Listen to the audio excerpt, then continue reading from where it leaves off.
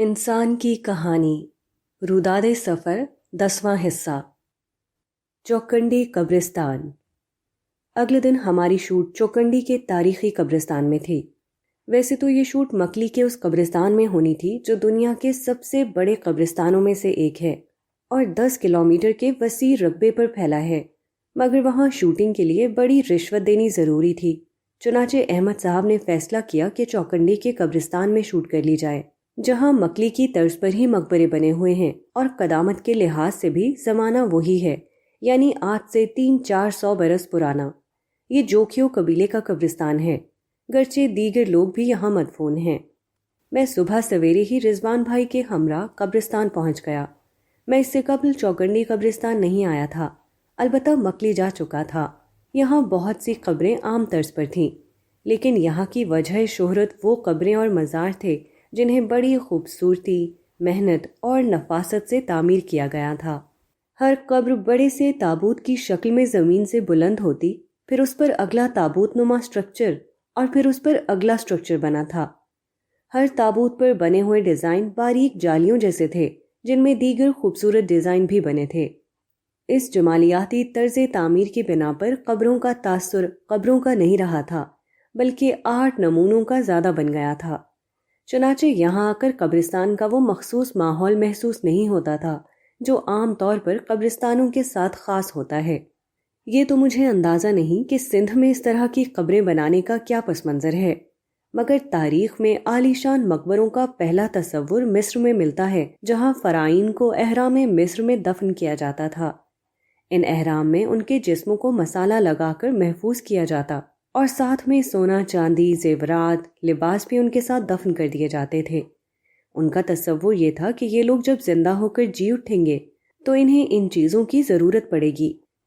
یہیں سے بعض لوگ یہ تصور پیش کرتے ہیں کہ حیات بعد از ممات کا تصور مصر سے پھوٹا ہے، جبکہ حقیقت یہ ہے کہ یہاں سے اس تصور کے کچھ تاریخی آثار ملے ہیں۔ مذہبی کتابیں حقیقت بتاتی ہیں کہ حیات بعد از ممات مذہب کی بنیادی تعلیم ہے جو پہلے دن سے مذہبی تعلیمات کا حصہ رہی ہے۔ یہی وہ بات تھی جو قبرستان میں شوٹ کیے جانے والے ڈائیلاگ میں بیان کی گئی تھی۔ اگر مذہب کا مقدمہ نہ مانا جائے اور مان لیا جائے کہ موت انسان کا آخری انجام ہے، تو اس سے زیادہ مایوس کن بات اس کائنات میں کوئی نہیں ہو سکتی۔ مگر قرآن مجید انسانوں کو یہ یقین دلاتا ہے کہ ایک روز اللہ پروردگار تمام انسانوں کو زندہ کرے گا، پھر نیکوکاروں کو ختم نہ ہونے والی ابدی جنت کی بادشاہت دی جائے گی۔ قرآن اسی پس منظر میں بار بار یہ بات دہراتا ہے کہ جو رب عدم سے انسانوں کو وجود میں لا سکتا ہے، وہ ان کو دوبارہ پیدا کرنے کی قدرت کیوں نہیں رکھتا؟ وہ بتاتا ہے کہ اس نے تو پہلی دفعہ بھی انسانوں کو مٹی ہی سے پیدا کیا تھا، اس لیے مر کر مٹی ہو جانے والے انسانوں کو زندہ کرنا اللہ تعالیٰ کی قدرت کے لیے کوئی مشکل نہیں۔ موت اور انسانی نفسیات۔ میں جس وقت قبرستان میں تھا، مجھ پر ایک عجیب کیفیت طاری تھی۔ یہاں ہر طرف موت کی اداس کر دینے والی خاموشی تھی، مگر اس کے ساتھ خدائی کلام صریح الفاظ میں یہ بتا رہا تھا کہ یہ مسئلہ موت کی اداسی کا نہیں، آخرت کی ابدی فلاح یا عذاب کا ہے۔ یہ لوگ جو آج قبروں میں زمین کے نیچے مدفون ہیں، کل میری ہی طرح زمین کے سینے پر پورے اعتماد سے چلا پھرا کرتے تھے۔ یہ اس حقیقت سے واقف تھے کہ ایک روز موت آنی ہے، مگر انسان کی نفسیات ایسی ہے کہ وہ موت کو ہمیشہ دوسروں سے متعلق کرتا ہے۔ انسان میں شاید یہ صلاحیت ہی نہیں کہ وہ موت کی کیفیت کو محسوس کر سکے۔ حتیٰ کہ قبرستان میں کھڑے ہو کر بھی انسان خود پر موت کی کیفیت طاری نہیں کر سکتا۔ زیادہ سے زیادہ وہ اداسی، خوف اور بے یقینی کی کیفیت کا شکار ہو سکتا ہے۔ موت کو انسانی نفسیات صرف اس وقت سمجھتی ہے جب وہ اس کے سر پر آ جاتی ہے، مگر اس وقت موت کو سمجھنے کا کوئی فائدہ نہیں ہوتا۔ یہ قرآن مجید کی عظیم نعمت ہے کہ اس نے موت کو قبرستان سے ہٹا کر جنت و جہنم کے حقائق کی طرف موڑ دیا، اور یہ تصور دیا کہ موت زندگی کے خاتمے کا نام نہیں، بلکہ زندگی کے فیصلہ کن ابدی مرحلے کا آغاز ہے۔ اس زاویے کے بعد موت کی اداسی میں جینا نہیں پڑتا، بلکہ آخرت کی فلاح کے لیے بھرپور جدوجہد زندگی کا ہدف بن جاتی ہے۔ مسلمان اور آخرت۔ بدقسمتی سے خود مسلمانوں نے اپنے تصور آخرت میں بہت خرابیاں پیدا کر لی ہیں۔ ہم میں سے بیشتر لوگ اس جھوٹے گمان میں جیتے ہیں کہ چونکہ مسلمان ہیں اس لیے آخرکار جنت میں جائیں گے۔ نسلی اور پیدائشی بنیاد پر جنت کے استحقاق کی بات ایک جھوٹی چیز ہے جس کی تردید کے لیے قرآن نازل ہوا، مگر عجیب بات ہے کہ قرآن کے ماننے والے اس جھوٹ کو مان کر جیتے ہیں۔ اس کے علاوہ ایک بہت بڑی تعداد ان لوگوں کی ہے جنہیں یقین ہے کہ ان کی ساری بدعمالیوں کے باوجود آخر کار حضور ان کی شفاعت کر دیں گے۔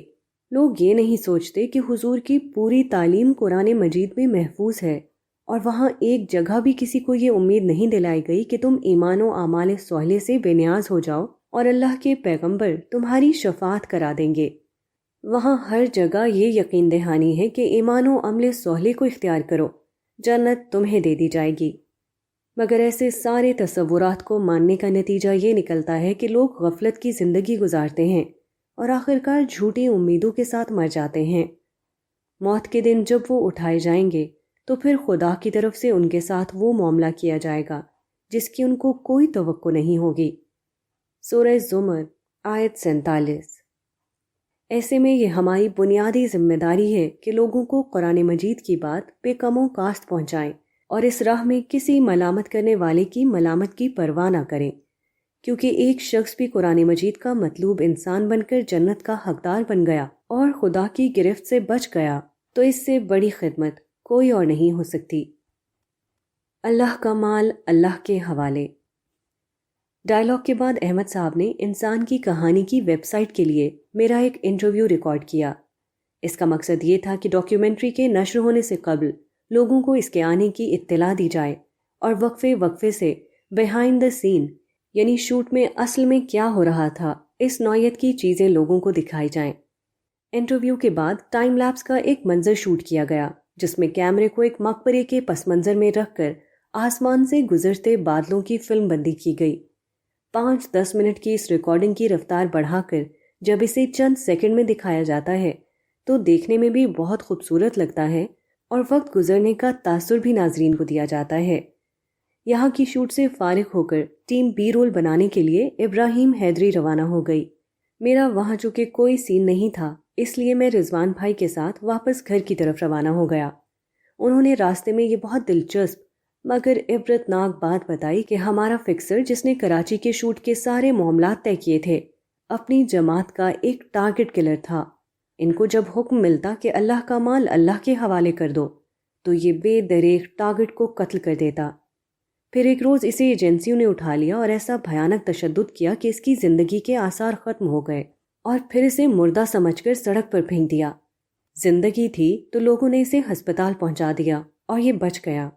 اس کے بعد اس نے سب کچھ چھوڑ چھاڑ کر شادی کی اور عام آدمی کی زندگی گزارنے لگا۔ رضوان بھائی چونکہ شوٹنگ کے دوران میں اس کے ساتھ بیٹھے رہے تھے اس لیے اس نے یہ ساری تفصیل باتوں باتوں میں ان کو بتائی۔ اس آدمی کی داستان شہر کراچی کا ایک المیہ تھا۔ ایسی کتنی ہی داستانیں اس شہر کے قبرستانوں میں دفن ہیں، کتنی ملک سے باہر ہیں، کتنی اس شہر میں خاموشی سے جی رہی ہیں اور کتنی ابھی بھی لوٹ مارو رہزنی اور قتل میں مصروف ہیں۔ یہ سب نتیجہ آخرت فراموشی اور منفی سوچ کا ہے۔ ان دونوں سے اللہ کی پناہ مانگنی چاہیے۔